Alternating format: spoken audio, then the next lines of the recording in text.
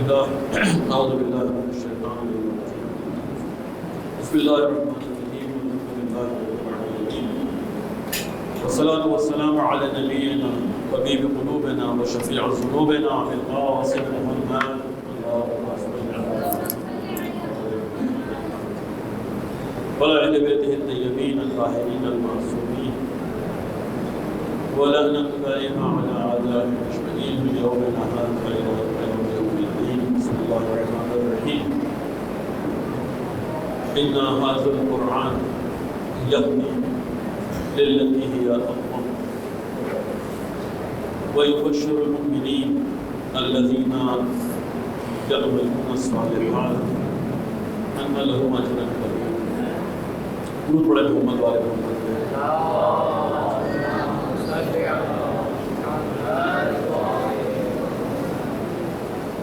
بسم اللہ الرحمن الرحیم. اہم موضوع تاریخ تشیعوں کے اعتبار سے اور وہ بھی خصوصاً پاکستان کی انقلابی تشیعوں کے اعتبار سے بڑے اہم موضوع اور انشاءاللہ مقدس جگہ مسجد میں آپ سے مخاطب یہاں ہمیں موقع نوجوان دیتے رہتے ہیں. خدا انشاءاللہ ان کی توفیقات میں بھی اضافہ کرے اور ہمیں بھی کچھ ایسی باتیں یہاں کرنے کا موقع ملے جو ہماری اور آپ تمام نوجوانوں کی، جوانوں کی، بزرگان کی آخرت کا اسباب مہیا کرنے میں مددگار ثابت ہوئے. درود پڑھیں محمد والے.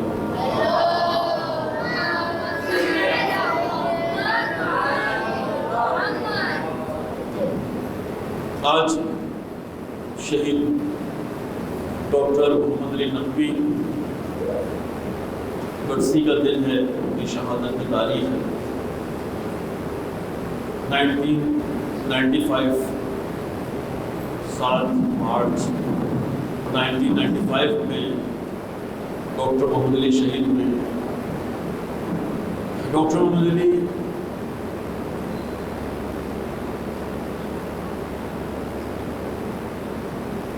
ایک ایسی عظیم شخصیت کہ پاکستان میں جب سے پاکستان اپنے مہاراج وجود میں آیا یعنی 1947 ہمیں شاید اتنی جامع شخصیت کہ جو صرف 42 سال 43 سال 52 میں پیدا ہوئے 85 میں چلے گئے 95 میں چلے گئے. ہمارے 42-43 سال ہمارے درمیان رہے لیکن اتنے کم وقت میں اتنے کم عرصے میں اس قدر اس اللہ کے بندے کے کاموں میں برکت ہے، اس کی زندگی میں برکت ہے. بہت کم، یہ نہیں کہہ سکتے کہ نہیں ہوتے لوگ، لیکن پاکستان کی سرزمین پر اس طرح کے لوگ بہت ہی کم ہوئے جب سے پاکستان ہمارے وجود میں آئے. لاہور کے رہنے والے والد صاحب عالم دین ہیں. ابتدائی زندگی نجف میں گزری ہے. ڈاکٹر صاحب والد صاحب کے ساتھ بچپنا ہے نجف میں، یہی نجف کی سرزمین اور یہی امام علی علیہ السلام کے حرم کے اطراف میں. اور اس کے بعد والد صاحب کو جو مبلغ ہیں مختلف شہروں میں جا رہے ہیں، مختلف ملکوں میں جا رہے ہیں، اپنے والد صاحب کے ساتھ سفر کر رہے ہیں. اس سفر میں بھی ویسے بھی سفر کو وسیلہ سفر کہا جاتا ہے. کامیابی ڈپینڈ کرتی ہے لوگوں کے سفر پر. لوگ جتنا زیادہ، قرآن نے بھی کہا ہے سیروا فی الارض، زمین پر گھومو پھرو، دیکھو گزشتہ لوگوں کے، گزشتہ لوگ ہوں یا گزشتہ تاریخ ہو، گزشتہ اشخاص شخصیتی ہوں، اگر آپ ان کے اوپر ہلکی پھلکی سی بھی نگاہ ان کے علاقوں میں جا کے ڈالتے رہیں، خود آپ بہت تجربہ کار ہو جاتے ہیں، بہت ساری چیزیں آپ سیکھ لیتے ہیں. قرآن کی جس آیت کا میں نے انتخاب کیا سورہ اسرا، سورہ اسرا کی آیت نمبر 9 ہے. اس کو بھی میں تھوڑا سا یہاں پر قرآن کو کہا ان حاصل قرآن یہدی للتی ہی اقوم، وہ قومی جو کسی طرح ہدایت کے لیے آمادہ ہوتی ہیں، یہ قرآن ان کی ہدایت کرتا ہے۔ اقوم جو کہیں نہ کہیں کسی جگہ اسٹینڈ کریں، کسی سچائی پر اسٹینڈ کریں، کسی حقیقت پر اسٹینڈ کریں، تو پھر قرآن ایسے لوگوں کی ہدایت کرتا ہے۔ قرآن اگر ہم لاوبالی ہیں، قرآن اگر ہم ہدایت کے متقاضی نہیں ہیں، اگر ہم خود ہی سیدھے راستے کی تلاش میں نہیں ہیں، ہلکی سی جستجو بھی نہ ہو، تو قرآن عام کتابوں کی طرح ہمارے گھر میں رکھا رہے گا۔ اتنی ساری کتابیں، ان میں کتاب کا اضافہ ہو جائے گا قرآن۔ لیکن کہا کہ جو قومیں ہدایت کے لیے ہلکی سی بھی محنت و کوشش کرتی ہیں، قرآن کی ہدایت کرتا ہے۔ ان ھذا القرآن یہدی للتی ہی اقوم ویبشر، اور خوشخبری دیجیے مومنین کو، الذین یعملون الصالحات، وہ لوگ جو اچھے کام انجام دیتے ہیں، صالح کام انجام دیتے ہیں، ان لہم اجرا کبیر، کہ خدا کے یہاں ان کے پاس بہت بڑا اجر موجود ہے۔ یہ آیات قوم اور شخصیات، قوم اور شخصیت دونوں کے بارے میں ہے۔ اگر کوئی شخصیت انشاءاللہ اس قابل ہو جائے کہ جو امت کو پہلے مرحلے میں، اپنی قوم کو پہلے مرحلے میں، اس کا اپنے فیملی کو، اپنے پڑوس کو، اپنے محلے کو یہاں سے سٹارٹ لے، پلان کرے کہ یار مجھے پہلے اپنے آپ کو اچھا کرنا چاہیے، اپنے آپ کو نیک کرنا چاہیے، اور پھر ایسا ایسا اپنا دائرہ بڑھانا چاہیے۔ اور اگر آپ دیکھنا چاہتے ہیں کہ واقعی ایک انسان کامیاب ہو جائے گا معاشرے میں، تو آپ دیکھیے آیا وہ اپنے گھر میں کامیاب ہوا یا نہیں ہوا ہے۔ اگر وہ اپنے گھر میں کامیاب نہیں ہوا، بڑی مشکل بات ہے کہ وہ اپنے معاشرے میں کامیاب ہو جائے گا۔ اگر وہ اپنے گھر میں کامیاب نہیں، بڑی مشکل بات ہے اپنے محلے میں کامیاب ہو جائے گا۔ اس طرف کامیابی کسے کہتے ہیں؟ یعنی ہدایت کی طرف لانا، لوگوں کو نیکیوں کی طرف لانا، لوگوں کو اچھا انسان بنانا۔ آسان زبان میں بات کریں، لوگوں کو اچھا انسان بنائیں۔ ان کو بہت انقلابی اور مذہبی یہ اگلے مراحل ہیں۔ پہلے مرحلے میں بھی اچھے انسانوں کی کمی ہو گئی ہے، اچھے لوگ نہیں مل رہے ہم کو۔ اچھے لوگوں سے مراد کیا ہوتی ہے؟ اپنے مادی مفادات کے لیے، اپنے چھوٹے چھوٹے مادی مفادات کے لیے اپنے رشتہ داروں کو نقصان نہ پہنچائیں، اپنے پڑوسیوں کو نقصان نہ پہنچائیں، اپنے آفس کے کولیگس کو نقصان نہ پہنچائیں۔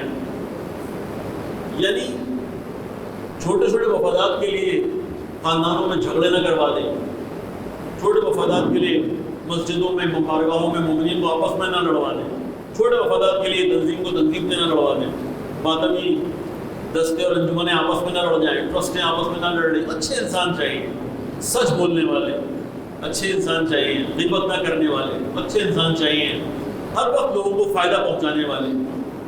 یہ بڑی چھوٹی چھوٹی سی چیزیں ہیں، لیکن یہ ناپید ہوتی جا رہی ہیں، اس معاشرے سے ناپید ہوتی جا رہی ہیں۔ ہم ایک بہت بڑی شخصیت کے موضوع بات کرنے کے لیے جا رہے ہیں، ڈاکٹر محمد نقوی، کہ جنہوں نے ان تمام مراحل کو بہت جلدی طے کر لیا، کہ جن کی میں بات کر رہا ہوں، کہ جو اگر ہمارے اندر موجود ہیں اور ہمارا معاشرہ ان سے استفادہ کر رہا ہے، ہمارے اطراف، ہمارا محلہ، ہمارا یعنی پڑوس اس سے استفادہ کر رہا ہے، تو ہم انشاءاللہ پھر کسی قابل ہو سکتے ہیں۔ ہم شخصیات کے فقدان کا اس وقت شکار ہیں۔ قحط الرجال کا لفظ استعمال ہوتا ہے کہ ہمارے یہاں اپنی سطح کے اچھے لوگ ہو سکتا ہے ہوں، لیکن جو معاشروں کو، جو قوموں کو تبدیل کرنے کی بات کرتے ہیں، ان کی کمی ہے۔ جو اس طرح سوچتے ہیں ان کی بہت کمی ہے۔ ایک درس دے دینا، ایک لیکچر دے دینا، ایک دفعہ متاثر کر دینا، اچھی ایک نماز ہو جائے، اچھی دعا ہو جائے، یہ سب بہت اچھا ہوتا ہے اپنی جگہ پہ، لیکن یہ مسلمان نوجوان سے مطلوب نہیں ہے، یا دوسرے لفظوں میں یہ سب سے کم مطلوب ہے۔ یہ بھی آپ کا مقصود ہے، یہ بھی آپ کا مطلوب ہے، لیکن یہ سب سے کم ہے۔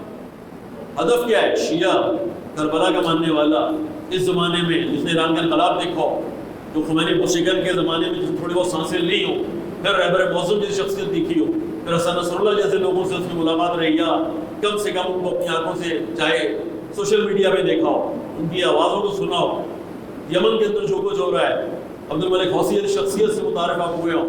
یعنی اس دور کے اندر جہاں اتنے بڑے بڑے لوگ اتنی بڑی بڑی شخصیات اس قدر بڑے کارناموں کے ساتھ، اتنے بڑے کارناموں کے ساتھ اگر یہ شیعہ نوجوان زندگی گزار رہا ہے تو اس سے پھر چھوٹے کام مطلوب نہیں ہیں، وہ بھی کسی جگہ پر آپ کی ضرورت ہے، لیکن انشاءاللہ شیعہ نوجوان کو بہت آگے بڑھ کے کام کرنا چاہیے۔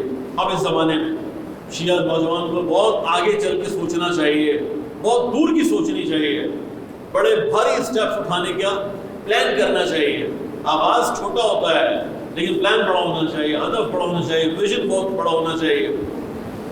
یہ اگر باتیں آپ کی سمجھ میں آئیں تو میں ڈاکٹر محمد علی کی بات کرنے جا رہا ہوں، جنہیں اس طرح کے وسائل فراہم نہیں تھے، جنہیں اس طرح سے رہنمائیاں نہیں مل رہی تھی، جنہیں اس طرح کی شخصیات کو دیکھنے کا موقع نہیں ملا تھا، کہ جب انہوں نے کام کا آغاز کیا ہے، اتنا بڑا اسٹیپ اٹھا رہا، اتنی بڑی سوچتے ہو، اور آدمی تم ابھی انٹر میں پڑھنے والے 14 سال 15 سال یا 18 سال تمہاری عمر ہے، 18 سال کی عمر میں محمد علی اتنا دور سوچتے ہو کہ پاکستان کے سارے، میرے پاس وہ کوٹیشنز موجود ہیں کہ جو ان کے جملے میں لے کر آیا تھا، آپ حیران ہو جائیں گے کہ شخصیت، یہ الگ بات ہے کہ ان کو پہچاننے کے لیے ان کی باتوں سے زیادہ ان کے کاموں کو دیکھنا پڑتا ہے۔ دو طرح کے لوگ ہوتے ہیں نا معاشرے میں، ایک ہماری طرح بولتے رہتے ہیں، بس کام کچھ نہیں کرنا ہے، لوگ بولتے رہیں جتنا اچھا چاہے بلوا لیجیے ان سے۔ ایک وہ لوگ ہوتے ہیں جو کام کرتے ہیں، عملاً کام کر کے پریکٹیکل کر کے اپنے آپ کو ثابت کرتے ہیں۔ ڈاکٹر محمد علی نقوی بولنے والوں میں سے نہیں ہے، یعنی آپ کو لمبی لمبی تقریریں نہیں ملیں گی، لمبے لمبے خطابات نہیں ملیں گے، کتابیں نہیں لکھی ہوئی انہوں نے، مجلسیں نہیں پڑھ رہے ہیں۔ آپ کو اس شخصیت کو اس کے کام کے ذریعے سے پہچاننا پڑے گا کہ اس شخصیت نے کام کیا کیا ہے، اور یہ بہت بڑی بات ہوتی ہے۔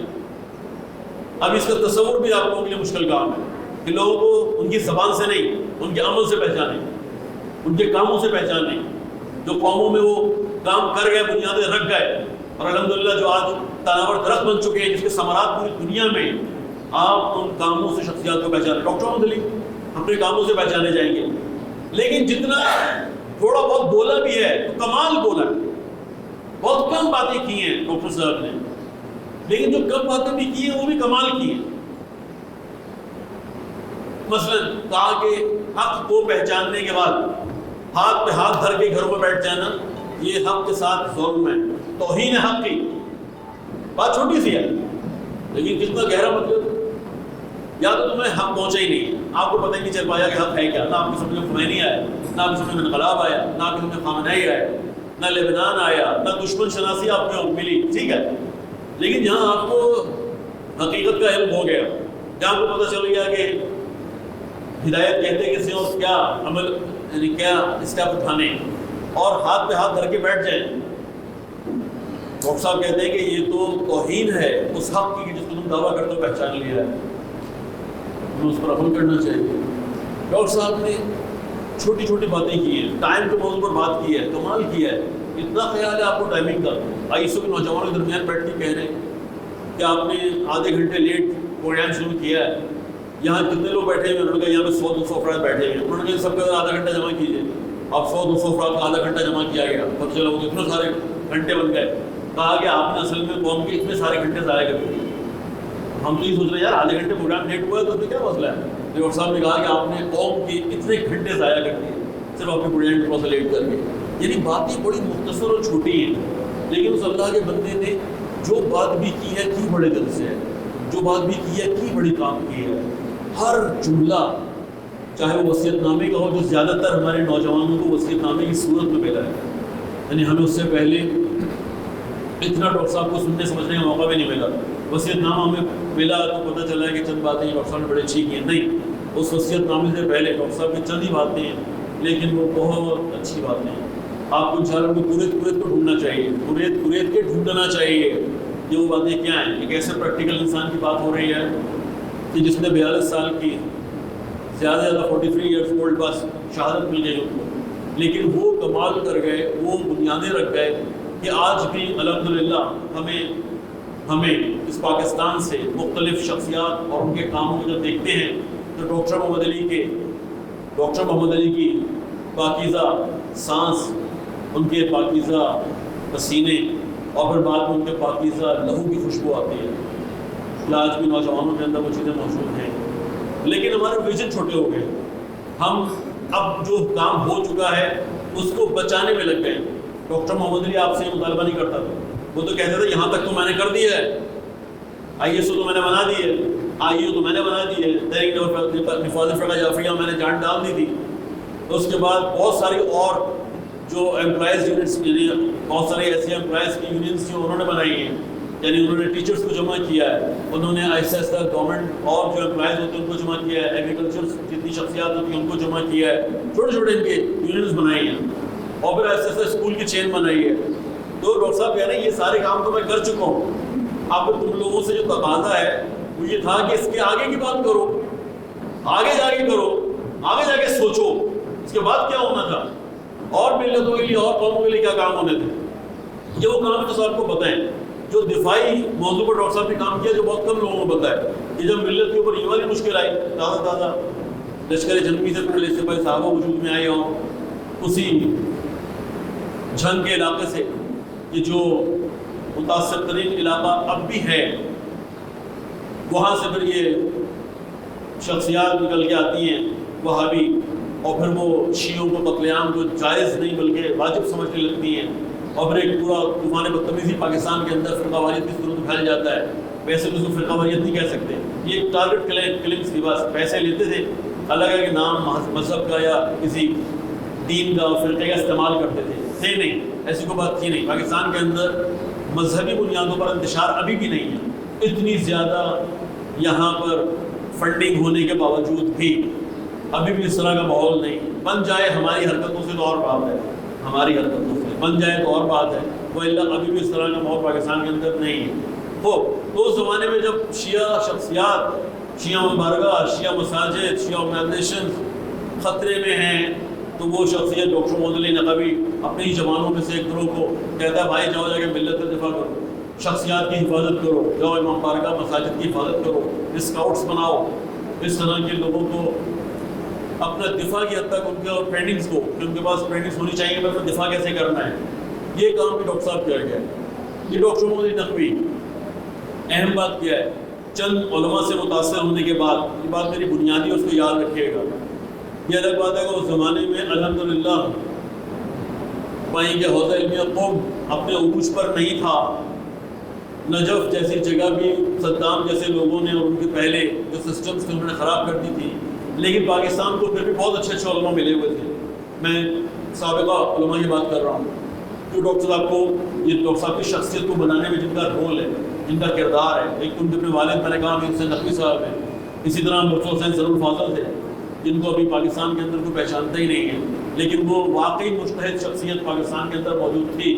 مرتضی حسین ضرورفاضل, جن کی کتابیں آپ نایاب ہیں, ڈھونڈنے کی تو کتابیں نہیں ملتی, لیکن یہ اس زمانے کی شخصیت ہے کہ جب یہ ایران میں ہوا کرتے تھے یا ایران میں کسی محفل میں داخل ہوا کرتے تھے تو ناصر مکرم شیرازی جیسے لوگوں کو ہم نے اٹھتے ہوئے دیکھا ہے, جو کھڑے ہو کے ملاقات کیا کرتے تھے. ناصر مکرم شیرازی, آغا مقدس اردنیلی, یہ لوگ اٹھ کے ملا کرتے تھے. جو بات کے مراجع وہ ہمارے مرتضی حسین ضرورفاضل صاحب سے ملا کرتے تھے اٹھ کے, کہ جن کی رحلت 85 86 یا 87 وغیرہ میں رحلت ہو گئی تھی, لاہور میں مدفون ہے. بہت بڑی شخصیت علامہ صفدر حسین نجفی صاحب, مرحوم صفدر حسین نجفی, یہ 3 شخصیات, کعبہ علی موسوی, 4 شخصیات, یعنی یہ 4-5 شخصیات وہ ہیں جو علماء سے تھوڑا سا اوپر, یعنی اجتہاد اور مجتہدین کی سطح کے لوگ ہیں. یہ ڈاکٹر محمد علی نقوی کی ابتدائی ٹیم ہے کہ جب انہوں نے یہ طے کیا, ابھی ڈاکٹر نہیں بنے, ابھی یہ طے کیا کہ یہ جو یلغار ہے سوشلزم کی یلغار, ابھی تو آپ کے اوپر کیپٹلزم کی یلغار ہے, یعنی مجھے آپ کو اس ماحول میں لے جانے کے لیے بہت محنت کرنی پڑے گی کہ سوشلزم کہتے کسے, کیپٹلزم کہتے کسے.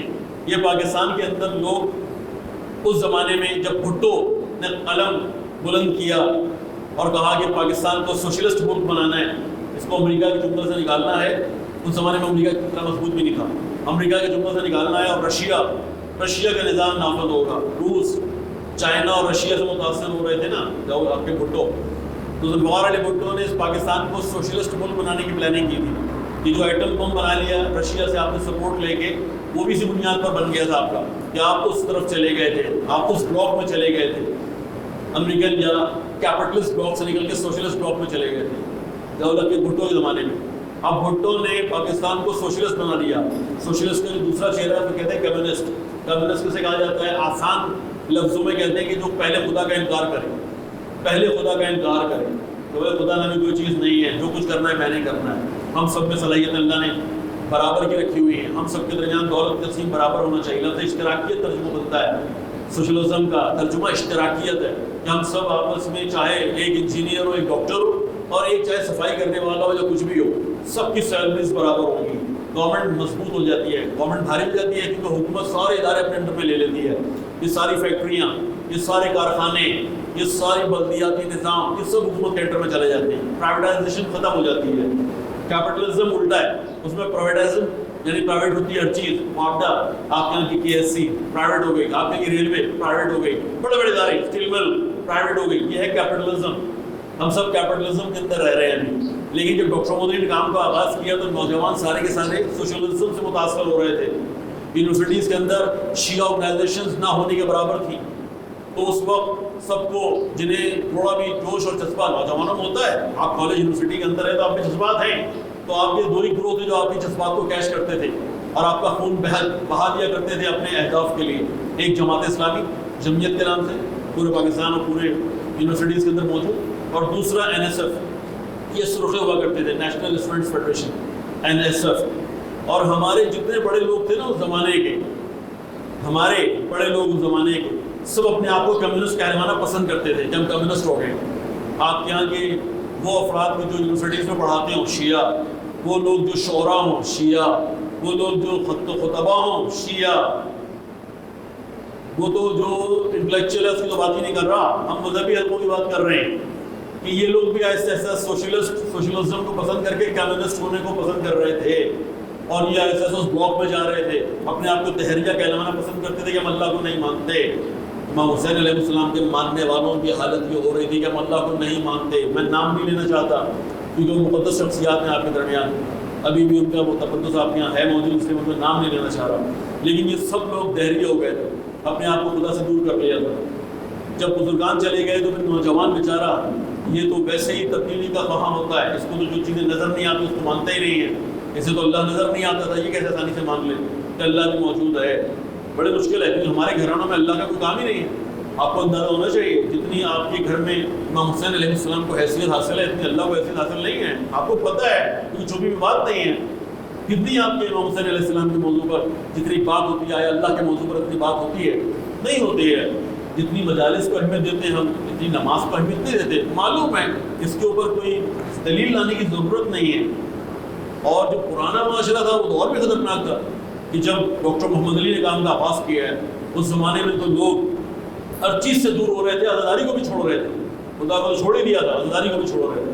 ڈاکٹر صاحب نے فیصلہ کیا کہ چھوٹے چھوٹے آرگنائزیشن تو بنی ہوئی ہیں, ایک آدھ لاہور میں, ایک آدھ اسلام آباد میں, ایک آدھ کراچی میں حسینی اسکاؤٹس کے نام سے, یہ چھوٹے چھوٹے ادارے تو بنے ہوئے تھے. کیوں نہ کوئی ایسا کام کیا جائے کہ سارے نوجوانوں کو کسی ایک بڑی میں پرویا جائے.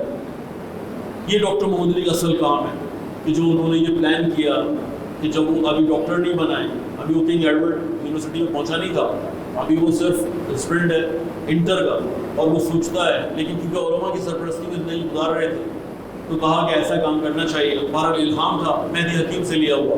میں پہلے بھی آپ جوانوں کے درمیان سے تذکرہ کر چکا ہوں. مہدی حکیم محسن الحکیم کے بیٹے تھے. محسن الحکیم احمد شریعت عراق آغاز ہوئی کے ہم اثر, بلکہ آپ کہیے سینئر, کہ جب محسن الحکیم کا انتقال ہوتا ہے تو آغا ہوئی پھر دنیا میں مشیت ان کی آتی ہے. تو وہ ان کے بیٹے مہدی حکیم کہ جو مبلغ تھے, پوری دنیا میں گھوم کے تبلیغ کرتے تھے, پاکستان بہت پسند تھا ان کو, بہت آ جایا کرتے تھے کیونکہ ان کی دوستی تھی ڈاکٹر صاحب کے والد سے, یعنی امیر حسین نقوی صاحب سے ان کی دوستی تھی. تو انہوں نے بھی اسی طرح کے خدشات کا اظہار کیا کہ جو عراق میں ہو رہا تھا کہ سارے نوجوان آہستہ آہستہ دین چھوڑ رہے ہیں, جبکہ کربلا, جبکہ ہمارے نجف, ہمارے یہاں قاسمین, ہمارے یہاں سامرہ, یعنی ہمارے یہاں تو معصومین موجود ہیں. لیکن اس عراق کے معاشرے کے اندر بھی صدام سے پہلے والی بادشاہتیں, کیونکہ وہ سب رشیا کے انڈر میں چلی گئی تھی, روس کے انڈر میں چلی گئی تھی, تو وہاں کمیونزم پھیل رہا ہے. شیعہ جو ہے وہ دہریہ ہو گیا, اللہ کو نہیں مانتا ہے. تو یہ وہ باتیں تھیں جو انہوں نے سنی اپنے والد کی محفل میں بیٹھ کے, اور پھر دیکھا کہ وہ خطرات تو یہاں پر بھی, اور بھٹو صاحب بہت تیزی سے پاکستان کے معاشرے کو سوشلسٹ معاشرہ کر رہے ہیں. تو یہاں پر الحمدللہ اس ایک شخصیت نے اس طرح سوچنا شروع کیا, اور پھر وہ کاروان بنتا چلا گیا. بڑے اچھے اچھے لوگ اس زمانے میں الحمدللہ ملنا شروع ہوئے، اور پھر یہ امامیہ اسٹوڈنٹ آرگنائزیشن کی بنیاد رکھ دی گئی۔ جب شیعہ آرگنائزیشن کی بنیاد رکھ دی گئی اور یہ سب لوگ ایک ساتھ انہوں نے لاہور سے کام کا آغاز کیا، تو پھر کیونکہ میں نے کہا کہ وہ ایک پاکیزہ نفس ہے، وہ ایک پاکیزہ سانس لینے والی شخصیت ہے، وہ ایک مخلص انسان ہے، یہ جو اخلاص کے ساتھ چھوٹا کام بھی اخلاص کے ساتھ چھوٹی بنیادیں بھی رکھی جاتی ہیں نا، اللہ اس میں اتنی برکت ڈالتا ہے کہ آپ حیران ہو جائیں گے۔ اخلاص لائیں تو اپنے کاموں میں اخلاص لائیے، پھر آپ دیکھیں کیسے برکت نہیں آتی، برکت آتی ہے کاموں میں۔ یعنی یہ سارے جتنے بھی انبیاء ہیں ان کی زندگی کا نچوڑ ہے، یعنی یہ کوئی بات ایسی نہیں کہ میں تو اپنے 50 سال کی زندگی کا تجربہ بیان کر رہا ہوں آپ کو، نہیں، قرآن یہی ساری باتیں کر رہا ہے کہ اللہ کے لیے خالص ہو جاؤ اور اللہ کے لیے کسی کام کی بنیاد ڈال دو، اور پھر دیکھو کتنی اس میں برکت ہوتی ہے۔ وہ ڈاکٹر محمد نقوی کہ جو ڈاکٹر بھی نہیں ہے اور اس وقت ڈاکٹر بھی نہیں ہے، اور یہ سوچتا ہے، اور پھر آہستہ آہستہ امامیہ اسٹوڈنٹ آرگنائزیشن پورے پاکستان کے اندر ہر تعلیمی ادارے میں پہنچ جاتی ہے، ہر تعلیمی ادارے میں، پھر ایسے ایسے علاقوں میں پہنچ جاتی ہے، اور پھر انقلاب آ جاتا ہے، انقلاب آ جاتا ہے، ایران کا انقلاب آ جاتا ہے، پھر تو ویژن بہت ہی بڑا ہو جاتا ہے۔ ابھی تو ہم یہ سوچ رہے تھے، صرف اتنا ہی سوچ رہے تھے کہ نوجوانوں کو اس گمراہی سے روکیں، اس سوشلزم سے روکیں، آنے والے خطرات سے روکیں، لوگوں کو دیندار بنائیں۔ ابھی تو ہم یہ سوچ رہے ہیں ان کے اخلاقیات کو بہتر کریں، ان کی ایجوکیشن کو بہتر کریں۔ یہ 3-4 ہدف لیے ہوتے ہیں نا، اگر آپ انشاءاللہ ابھی بھی منشور اٹھائیں گے تو اس منشور میں 3-4 باتیں کہ اہل بیت علیہ السلام کی تعلیم سے نوجوانوں کو آراستہ کرنا بڑا ہدف ہے، دنیاوی اعتبار سے ان کو اچھا تعلیم یافتہ بنانا ہے، ان کی اخلاقی تربیت کرنی ہے، یہی 4-5 اہداف لکھے ہوئے تھے۔ لیکن جب انقلاب آ جاتا ہے تو پتہ چلا کہ نہیں بھائی، یہ تو بڑے چھوٹے چھوٹے ہدف ہیں، ہمیں تو بہت بڑے بڑے اہداف کے لیے کام کرنا چاہیے، ہمارا ہدف بہت بڑا ہونا چاہیے۔ جب انقلاب آ گیا پھر پتہ چلا کہ یہاں تو امام زمانہ بھی ایک شخصیت ہے کہ جو انتظار کر رہے ہیں کہ جب نوجوان پوری دنیا کا تیار ہو جائے گا تو ہم ظہور کریں گے۔ اب یہاں تو بالکل ہی ویژن ہی تبدیل ہو گیا، کہاں پر پہلے ہم یہ سوچ رہے ہیں نوجوان کی تربیت کرنا ہے صرف اس لیے کہ اچھے تعلیمی یافتہ ہو جائیں، اچھے اخلاق کے حامل ہو جائیں اور یہ اچھے مسلمان اور اچھے شیعہ ہو جائیں۔ اب بہت بڑا ہدف ہے بھائی، بہت بڑا شیعہ اس لیے ہونا ہے کہ ایک بہت بڑا ہدف تمہارے سامنے ہے کہ تمہارا امام تمہارا انتظار کر رہا ہے، وہ تمہارے اچھے اخلاق کا بھی انتظار کر رہا ہے، تمہاری اچھی تربیت کا بھی انتظار کر رہا ہے، وہ تم سے یہ چاہتا ہے کہ تم مخلص ہو کے چھوٹے چھوٹے کاموں کی بنیاد ڈالو کہ جو سبب بنیں گے کہ امام جو ہے وہ ظہور کریں گے۔ بہت بڑی بات ہے۔ خمینی بتشیکن سے الہام لیا تھا نا، خمینی بتشیکن ایک شخصیت ہے، جب کام کا آغاز کیا ہے اور کہا ہے کہ ایسا ہی کام کرنے جا رہا ہوں، تو اس وقت کیونکہ کسی نے بھی ایسا کوئی کام نہیں کیا ہوا تھا تو لوگوں نے تعجب ہی کیا تھا کہ یہ کیا ہو گیا بزرگوں کو۔ 61 سال کی عمر ہے، 60-61 سال کی عمر ہے، 60-61 سال کہ جس میں ہمارے یہاں کا بزرگ یہ سوچتا ہے کہ اب میں کسی کام کا نہیں ہوں، سوچتا نہیں ہے۔ ہمارا ماحول ایسے بنایا گیا ہے کہ ہم ایسا سوچیں۔ اس ماحول کو سمجھنے کی کوشش کیجیے گا، بات آئی گئی ہے تو اس کو بھی مختصراً بیان کرتا ہوں۔ یعنی جو احساس ہوتا ہے نا، اب میں کسی کام کا نہیں رہا، میں کوئی بڑا کام نہیں کر سکتا، میں کسی بڑے کام کے لیے پیدا نہیں ہوا، یہ احساس پیدائشی نہیں ہے۔ آپ پیدا ہی ایسے ہوئے تھے، قطعاً ایسی کوئی بات نہیں۔ اللہ نے اس انسان کے اندر اتنی صلاحیت دے کے بھیجا ہے، کچھ لوگ اپنی صلاحیت سے استفادہ کرتے ہیں، بقیہ بیچارے مایوس ہو جاتے ہیں۔ یہ مایوس کیسے ہوتے ہیں اس کو سمجھیے گا۔ میں مثالیں چھوٹے چھوٹے دیتا ہوں، شاید آپ بقیہ باتیں سمجھتے ہیں۔ اگر اس علاقے کے اندر بار بار لائٹ جائے گی نا، آپ کے دماغ میں بات آ جائے گی کہ آپ کو اسی لائٹ میں جتنی آتی ہے نا اس میں زندگی گزارنی ہے۔ آپ بھول جائیں گے کہ آپ کا حق یہ بنتا ہے کہ بھائی اگر یہ چیز 24 گھنٹے رہ سکتی ہے تو اس کو 24 گھنٹے رہنا چاہیے، بھول جائیں گے نا۔ آپ پلاننگ کریں گے، یار مشین اس وقت چلانا جس وقت لائٹ آتی ہے، کیا مطلب آپ نے اپنے آپ کو ڈھال لیا۔ اب اگر روڈ ٹوٹے ہوئے نا تو آپ نے وہ روڈ تلاش کر لی ہے کہ جس سے آپ نے جانا ہے۔ آپ نہیں کھڑے ہو گئے کہ یار روڈ بننی چاہیے، میرا حق بنتا ہے۔ آپ کہیں گے کہ وہ روڈ سے تلاش کر لو، گٹر کھلا ہوا ہے بھائی، وہ والی گلیاں تلاش کرو جو گٹر کا پانی نہیں ہے۔ یہ تھوڑی ہم نے گٹر کا پانی اس کے لیے تو سوچنا ہے، ہم نے نہیں سوچنا ہے۔ روڈ ٹوٹے ہوئے، پل ٹوٹے ہوئے، بجلی کا مسئلہ ہو، یوٹیلیٹی، یعنی ہمیں عجیب مسائل، کبھی آٹا غائب ہو جاتا ہے، کبھی چینی غائب ہو جاتی ہے اس پاکستان سے، اور ہم لائنوں میں لگ جاتے ہیں اور پھر ہم پلاننگ کرنا شروع کر دیتے ہیں۔ اچھا گیس CNG نہیں ملے گی، اب پلاننگ کرو، رات کو 2 بجے نکل کے گاڑی کے اندر سے ڈلوانی ہے. یعنی ہم آہستہ آہستہ یہ جو ہمارے چاروں طرف ہو رہا ہوتا ہے نا، یہ ہماری شخصیت کی پرورش کرتا ہے. اور انسان کے اندر سے جو بغاوت، انسان کے اندر جو اصل اس کی حقیقت ہے، اس کو نکال لیتا ہے، اس کو چھین لیتا ہے اور کہتا ہے کہ بھائی بس ایسے ہی ہو، تم ایسے ہی ہو، اتنے ہی بڑے انسان بن سکتے ہو، اس سے آپ بڑا کام نہیں کر سکتے، بس یہی کر سکتے ہو جو کر رہے ہو. بس یہ جو ہو رہا ہے نا، اس میں بہت ہی تھوڑا بہت اتحاد کر لو، کسی پارٹی سے مل جاؤ، ایک آدھ ووٹ بنا لو، ایک آدھ فنا کر لو، بس یہی کر سکتے ہو. کبھی بھی نہیں سوچ سکتے کہ اس پاکستان کی باغ دوڑ ایک دن آپ کو اپنے ہاتھ میں لینی ہے تاکہ آپ جیسا حق بنتا ہے پاکستانیوں کا ان کو وہ حق دلا سکیں. یہ سوچ آپ کبھی سوچیں گے نہیں. کیوں؟ کیونکہ ہمیں جو ہے نا وہ آہستہ آہستہ ہماری فکروں کو، ہماری سوچوں کو اتنی چوٹیں لگائی جاتی ہیں کہ ہم بہت چھوٹے انسان ہو جاتے ہیں، بہت چھوٹے انسان ہو جاتے ہیں. اور جب ہم چھوٹے انسان ہو جاتے ہیں نا بھائی، پھر دشمن ہم پر حکومت کرتا ہے، پھر ہمارا مخالف ہم پر حکومت کرتا ہے. وہ کہتے ہیں کسی قابل نہیں ہے، سوچ بھی نہیں سکتے، بڑا سوچ بھی نہیں سکتے، کریں گے کیا؟ بڑا سوچ بھی نہیں سکتے، کریں گے کیا؟ ڈاکٹر محمد علی نقوی، امام خمینی پوشکن، رہبر معظم حسن نصر اللہ، عبد المالک حسین، یہ وہ بڑی شخصیات ہیں کہ جو صرف بڑا سوچتی نہیں ہے، یہ بڑا کرتی بھی ہے. آپ کو یقین نہیں آئے گا. چلیں حزب اللہ لبنان تو چیز ہے، چلیں ایران میں ایک انقلاب آیا ہوا ہے، یمن کہ جہاں پر حوثیوں کی تعداد 50% سے زیادہ نہیں ہے، اور ان کا جو لیڈر ہے وہ بھی 40 سال کا بڑی مشکل سے ہوا ہوگا. 6 سال اس جنگ کو مسلط ہوئے ہو گئے، اس کا مطلب ہے 34 سال کا ہوگا جب جنگ شروع ہوئی ہے. 34 سال کی عمر میں عبد الملک حوثی ایک ایسے ملک کو چلا رہا ہے کہ جس میں کوئی حکومت نہیں ہے. یہ تصور بھی مشکل ہے بھائی. کیسے کھا رہے ہیں لوگ وہاں پہ، کیسے جی رہے ہیں لوگ وہاں پہ، کیسے جہاد ہو رہا ہے وہاں پہ، کیسے یہ ٹیکنالوجی جس کو آپ ڈرون کی ٹیکنالوجی کہتے ہیں جو آئے دن الحمدللہ سعودی عربیہ پر گرا رہے ہیں، یمن ہی گرا رہے ہیں. یہ کیسے سائنسی ترقی ہوتی ہے بھائی اتنے سخت حالات کے اندر، جب تمہارے پاس حکمرانی اور ملک بھی نہ ہو، چاروں طرف سے تمہارا محاصرہ بھی ہوا ہو، چاروں طرف سے محاصرہ، ایک طرف سمندر ہے محاصرے میں، اور 3 طرف ملک ہے محاصرے میں، محاصرہ بھی ہوا ہو، کوئی تمہارا بیرونی رابطہ بھی نہ ہو، اور پھر تم اس طرح سے ایک ملک کو لے کے چل رہے ہو اور تمہاری عمر میں 40 سال کے قریب ہو. تو آپ سوچئے کہ یہ خمینی پوشکن نے کس طرح کے لوگ وجود میں، کس طرح کی فکریں وجود میں آئی ہیں، کس طرح کی شخصیات وجود میں آ رہی ہیں. بہرحال یہ تو خمینی انقلاب کے بھاگ کا کمال ہے. اب آ جائے گا یہ ساری باتیں سمجھ میں آتی ہیں ڈاکٹر محمد علی کہ جو اللہ کا بندہ، اس کے سامنے یہ سارے ایگزامپلس نہیں ہیں، اس کے سامنے یہ سارا زمانہ، یہ دور نہیں ہے. ابھی اسے نہیں پتا کہ امامی زمانے کے لیے ہم نے عوام کو تیار کرنا ہے.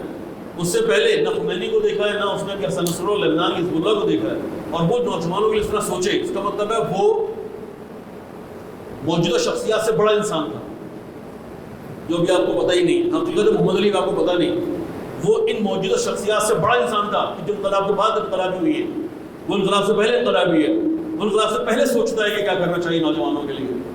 اور اب وہ آپ لوگوں سے تقاضا کرتا ہے کہ بھائی وہ کام تو ہم کر گئے جس کو تم ابھی سنبھال بھی نہیں پا رہے ہو، جبکہ ہمیں توقع یہ تھی کہ تم اب اس کے آگے کے کام کرو گے، اس کے آگے جا کے سوچو گے. سوچنے کی حد تک تو آگے بڑھو، سوچنے کی حد تک تو آگے بڑھو، نہیں بڑھ رہے، ڈاؤن فال کا شکار ہو رہی ہے. تحریک نفاذ فقہ جعفری آپ کو پتا ہے کتنے صوبے ٹکڑے تقسیم ہو گئی. ISO اپنا وزن کھو بیٹھی ہے. وزن، حجم کی بات نہیں کر رہا، ہو سکتا ہے حجم کے اعتبار سے بہت پھیل گئی ہو، لیکن جو عمق ہوتا ہے، گہرائی ہوتی ہے، کھو بیٹھے. ایک وقت یہ ہوا کرتا تھا کراچی ڈویژن کا صدر گولڈ میڈلسٹ ہوا کرتا تھا کراچی یونیورسٹی کا یا NIT کا. ہم نے گزارا بھائی دور، ہم نے وہ 84 85 86 87 88 ISO کے اندر رہتے ہوئے معاشرہ دیکھا ہوا ہے کہ جب ایسی بڑی بڑی شخصیات یہاں پر رضوان شاہ جیسے لوگ، عباس قاسم جیسے لوگ، یہ جو اس وقت پوری یونیورسٹیز چلا رہے ہیں، بہت بڑا آدمی ہے عباس قاسم، وہ یہاں کا ڈپٹی صدر رہا ہے. یعنی ڈاکٹر عقیل موسیٰ یہاں کے ڈپٹی صدر رہے ہیں. یعنی یہ شخصیات ہوا کرتی تھی، اتنے بڑے بڑے لوگ اس معاشرے کے اندر. لیکن ابھی ISO کا مقام کھو بیٹھی ہے. یعنی ہم نے وہ محنت کرنی چھوڑ دی، ہم نے یونیورسٹیز کو، ٹیلنٹس کو اپنے قریب ہی نہیں لا پا رہے. یعنی اب ہم میں طاقت نہیں ہے، اب ہم وہ نظریاتی شخصیات نہیں رہے، اب ہم وہ علمی شخصیات نہیں رہے، اب ہم وہ دینی علمی شخصیات نہیں رہے. اب ہمارے پاس نام نے متحری کو پڑھا ہے، نہیں پڑھا ہم نے. اس زمانے کے نوجوان، اس زمانے کے نوجوان فارغ ہو رہے ہیں، انہوں نے نہیں پڑھا متحری کو. انہوں نے نہیں پڑھا رہبر معظم کے بھی فرامین میں سے جو پوری تقریر کا ایک آدھ جملہ واٹس ایپ کے اوپر آ جائے, سوشل میڈیا پہ آ جائے, صرف وہ پتا ہوتا ہے کہ رہبر نے فرمایا. رہبر کا پورا 1 گھنٹے کا خطاب کسی کو نہیں پتا ہوتا. اور اگر آپ کو یہ ساری باتیں نہیں پتا, آپ کوئی بڑا کام اس پاکستان میں چھوڑ دیجئے, آپ اپنے علاقے کے اندر اور اپنے آرگنائزیشنز میں بھی نہیں کر سکتے اگر آپ کو پتہ ہی نہ ہو دنیا میں ہو کیا رہا ہے, ابھی دنیا جا کہاں پہ رہی ہے, ابھی سوچ کہاں پہنچ چکی ہے, تشیعوں نے کہاں سے کس کس جگہ پر الحمدللہ کمنڈ ڈال دی ہے. آپ اس وقت انقلاب اسلامیہ ایران تعین کرتا ہے کہ امریکہ کا صدر کون بنے گا, یا آپ کے تصورات میں بھی نہیں آئے گی بات جو میں نے کہہ دی ہے. کیا آپ تعین کرتے ہیں؟ ایران کے اندر کبھی بھی, امریکہ میں کبھی بھی ایسا نہیں ہوا 1-2 مرتبہ کے علاوہ. جمی کارٹر کے ساتھ ہوا تھا یا اب ہوا ہے کہ صدر ایک بار بناؤ 4 سال کے لیے, اگلے 4 سال کے لیے وہ صدر نہ پائے, پہلی مرتبہ یا یہ دوسری مرتبہ ہو رہا ہے. ایک بار جمی کارٹر کے ساتھ وہ بھی اسی وجہ سے ہوا تھا کہ ایران کو خراب آ گیا تھا, اس کو سزا ملی, اور دوسری یہ وجہ تھی ابھی ہوا ہے کہ بھائی یہ ٹرمپ چلتا رہا تو ایران بہت مضبوط ہو جائے گا, وہی اسٹائل اپناؤ سازشوں والا. یہ ایران پر جو زور زور سے حملے کر رہے ہو نا, چاہے جملوں کے حملے ہوں چاہے کسی اور طرح کے, ایران کو مضبوط کر رہے ہیں, وہی سازشی انداز. تو کہا کہ ہٹاؤ اس ٹرمپ کو, لے آؤ بیٹھ. اب یعنی ایران کی وجہ سے امریکہ کے صدر کا تعین ہو, یہ بہت بڑی بات ہے. پہلے وہ پوری دنیا کے صدور کا تعین کیا کرتے تھے, پوری دنیا کی حکومتوں کا تعین کیا کرتے تھے. امریکہ کے مقابلے میں کسی کی جرأت ہے, کسی کی جرأت ہے. آپ کو بھی تعجب ہوگا کہ جب ابھی آخری یہ باتیں شروع ہوئی کہ ایران نے مطالبہ کر دیا ہے کہ جہاں جہاں جس ملک نے ہمارے پیسے دبائے ہوئے, ہر دنیا کے ملک میں ایران کے پیسے دبائے ہوئے. بھائی آئل جایا کرتا تھا شاہ کے زمانے میں, فری میں بٹتا تھا, وہ سب اٹھا کے رکھ لیا کرتے تھے. کوئی آئل دبا کے بیٹھا ہوا ہے, کوئی خزانے دبا کے بیٹھا ہوا ہے, کسی نے جہاز ہی روک لیے جب انقلاب آ گیا.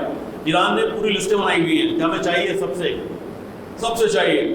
تو آپ کو تعجب ہوگا کہ اگر جنوبی کوریا ہوتا کوئی مسئلہ نہیں تھا, اگر کوئی ملائیشیا ہوتا, کوئی یورپ تو ہے ہی. یہ 2-4 اسلام ملک بھی ہوتے نا, میں افسوس نہ ہوتا.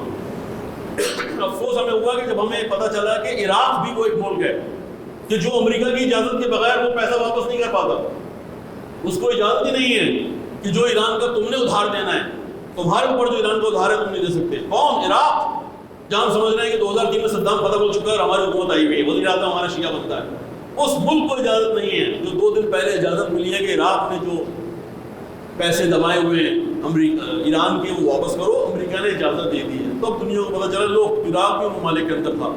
تو یہاں صدر کی تبدیلی, یہاں حکومتوں کی تبدیلی, یہاں بجٹ بننا, یہاں پر بجٹ سے اب نیچے کی بات آ گئی. IMF اور ورلڈ بینک کے تھرو آپ کے پل بننا, آپ کے سڑکیں بننا, آپ کے حتیٰ کہ یہ انرجی پلانٹ لگنا, چاہے وہ گیس کا ہو, چاہے وہ بجلی کا ہو, چاہے کسی کا ہو, یہ بھی آپ کے اختیار میں نہیں.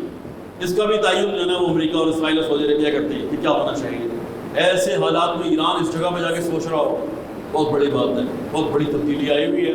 لیکن ہم جب تک انشاءاللہ ڈاکٹر محمد علی جیسی شخصیات کہ جو اپنے زمانے سے آگے جا کے سوچا کرتی تھیں, اپنے زمانے سے بڑے کام کرنے کا پلان کیا کرتی تھیں, ڈاکٹر محمد علی کا کم سے کم نوجوانوں کا تقاضا یہ ہے, کم سے کم نوجوانوں کا تقاضا یہ ہے کہ بھائی اس طرح آگے سوچو, اس طرح آگے کام کرو, اس طرح اپنے ویژن کو مضبوط کرو. لیکن اس سے پہلے اپنی شخصیت کو مضبوط کرو, اپنی اخلاقیات کو مضبوط کرو, اپنی دینی تربیت کرواؤ, اپنے نظریات کو مضبوط کرو.